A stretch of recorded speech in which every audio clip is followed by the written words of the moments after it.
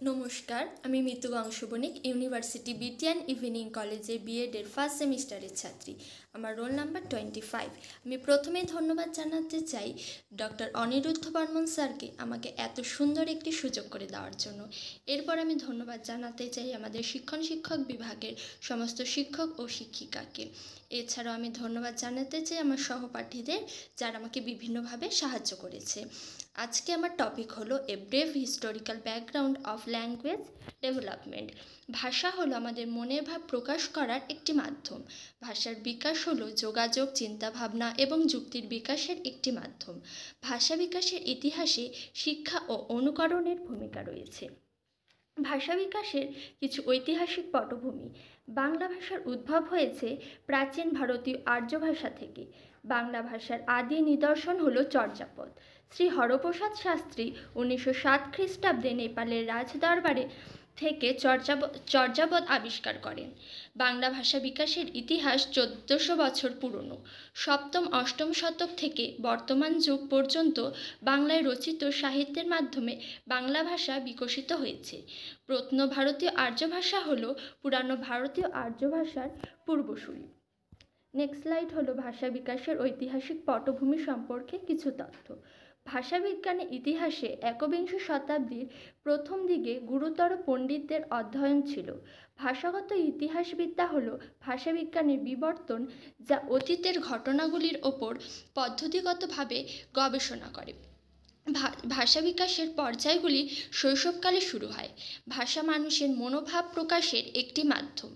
বিভিন্ন প্রাকৃতিক পরিবেশে মানুষ বিভিন্ন ধ্বনির সাহায্যে শব্দ তৈরি করেছে। ভাষা মানুষের বিবর্তনের ইতিহাসের অংশ। এরপর ইন্দো ইউরোপীয় ভাষাগোষ্ঠীর বিভিন্ন স্তর। শতম আর্য ভাষা, প্রাচীন ভারতীয় আর্য ভাষা, আদিম প্রাকৃতিক ভাষা, প্রাচীন প্রাচ্য প্রাকৃত ভাষা এবং পালি। গৌড়ীয় প্রাকৃত, গৌড়ীয় অপভ্রংশী, প্রাচীন যুগ, সন্ধি যুগ, মধ্যযুগ, আধুনিক যুগ। ভারতীয় আর্য ভাষা। ভারতীয় আর্য ভাষা ইতিহাসে 3টি প্রধান স্তর লক্ষ্য করা যায়। প্রথম স্তরটির নাম হলো বৈদিক ভাষা, যার সময় খ্রিস্টপূর্ব 1200 থেকে খ্রিস্টপূর্ব 800 অব্দ। এই আর্য ভাষা উঁচু গোত্রের মানুষদের মধ্যেই প্রচলিত ছিল। সাধারণ মানুষের কাছে বেদের ভাষা বা বৈদিক ভাষা দুর্বোধ্য মনে হতো। এছাড়া রাষ্ট্রীয় ও ধর্মীয় প্রয়োজনে পণ্ডিতরাও এটি ব্যবহার করতেন। বেদের শ্লোকগুলো এই ভাষায় লেখা হয়েছিল। তার পরের স্তর হলো সংস্কৃত ভাষা, যার সময় খ্রিস্টপূর্ব 800 থেকে খ্রিস্টপূর্ব 450 অব্দ পর্যন্ত। খ্রিস্টপূর্ব 400 অব্দের দিকে ব্যাকরণবিদ পাণিনির হাতে এটি চূড়ান্তভাবে বিধিবদ্ধ হয়। বৈদিক ও সংস্কৃত এই দুই ভাষা হল প্রাচীন ভারতীয় আর্য ভাষা। খ্রিস্ট 2য় শতকে রচিত কালিদাসের কাব্য ও নাটকের ভাষা ছিল সংস্কৃত। রামায়ণ ও মহাভারত ও সংস্কৃত ভাষাতেই রচিত হয়েছিল।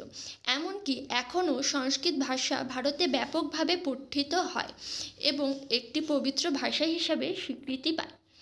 এর পরের স্তর প্রাকৃত ভাষা। এই ভাষাগুলো মধ্য ভারতীয় আর্য ভাষা হিসেবে পরিচিত। খ্রিস্টপূর্ব 450 অব্দ থেকে 1000 খ্রিস্টাব্দ পর্যন্ত এই ভাষাগুলি কথ্য ও লিখিত ভাষা হিসেবে ভারতে বিভিন্ন স্থানে প্রচলিত থাকে। ধারণা করা হয় প্রাচীন ভারতের প্রাকৃতিক ভাষাগুলোর মধ্যে পালি অন্যতম, যার জন্ম খ্রিস্টের জন্মের কমপক্ষে 600 বছর আগে। সংস্কৃতের সাথে এর সম্পর্কে অনেকটা বোনের মতো। পালি ছিল মধ্যবিহারের মগধ অধিবাসীদের মুখের ভাষা। সংস্কৃতের মতো পালিরও মৃত্যু ঘটেছে বহু শতাব্দী আগেই। অর্থাৎ এখন আর এই ভাষার কোনো স্থানীয় জাতি নেই বা সেই অর্থে মাতৃভাষা হিসেবে ব্যবহারের মানুষ নেই। কেবল সাহিত্যিক ও ধর্মীয় ভাষা হিসেবে ব্যবহৃত হয়। গৌতম বুদ্ধ এই ভাষাতে ধর্মপ্রচার করেছিলেন। মূলত একটি সাধারণ প্রাদেশিক ভাষা হয়েও এটি ক্রমান্বয়ে শক্তিশালী ভাষা হয়ে উঠেছিল, যা তাকে বসিয়েছে চিরায়ত ভাষার আসনে। ফলে এই ধর্মমত সহজেই সর্বজন গ্রাহ্য হয়ে উঠতে সক্ষম। বাংলা ভাষার ক্রমবিবর্তন। এখানে এসে বাংলা ভাষার এই বিবর্তনকে আমরা 3টি সময়ে ভাগ করতে পারি: প্রাচীন যুগের ভাষা, মধ্যযুগের বাংলা এবং আধুনিক যুগের বাংলা।